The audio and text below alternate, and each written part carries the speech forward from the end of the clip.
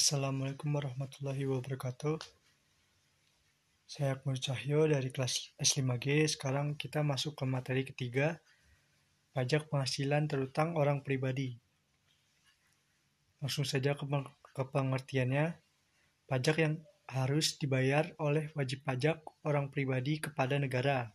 Dihitung dari penghasilan bruto dikurangi pengurangan yang sah sesuai dengan peraturan pajak.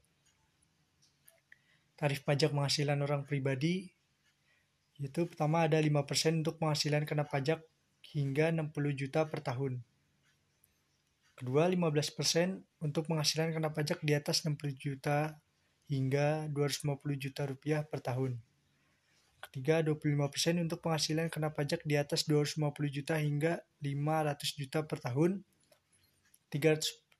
Keempat, ada 30% untuk penghasilan kena pajak di atas 500 juta hingga 5 miliar per tahun.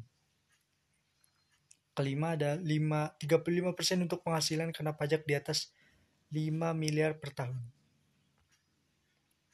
Menghitung pajak penghasilan terutang.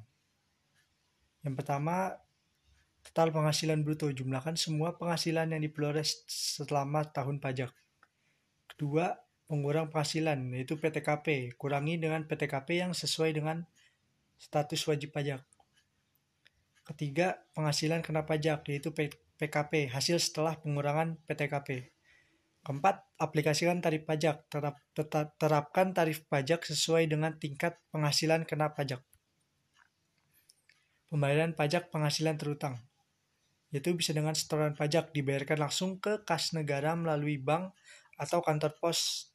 Yang kedua, dengan pembayaran online melalui e-billing di situs DJP atau aplikasi resmi lainnya. Selanjutnya ada penalti dan sanksi, yaitu denda, bunga, atau tindakan hukum jika tidak memenuhi kewajiban pajak. Dan pentingnya membayar pajak tepat waktu untuk menghindari sanksi.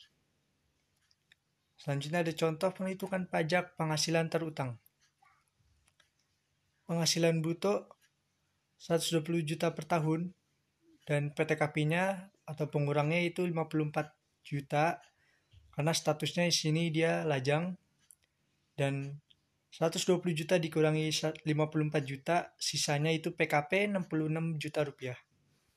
Jadi pajak terutangnya ada 5% dari 60 juta rupiah dan hasilnya 3 juta, dan 15% dari 6 juta hasilnya 900 ribu rupiah. Totalnya 3.900.000 rupiah. Jadi saldo pajak terutangnya yang harus dibayarkan sebesar 3.900.000 rupiah.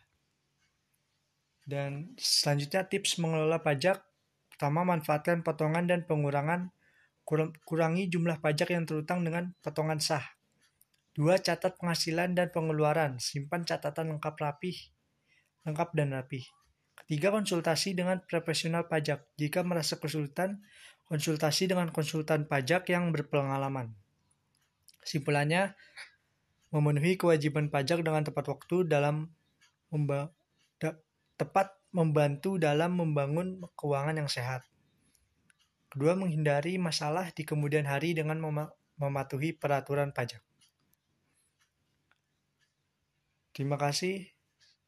Itu presentasi materi 3 dari saya. Kurang lebihnya mohon maaf. Assalamualaikum warahmatullahi wabarakatuh.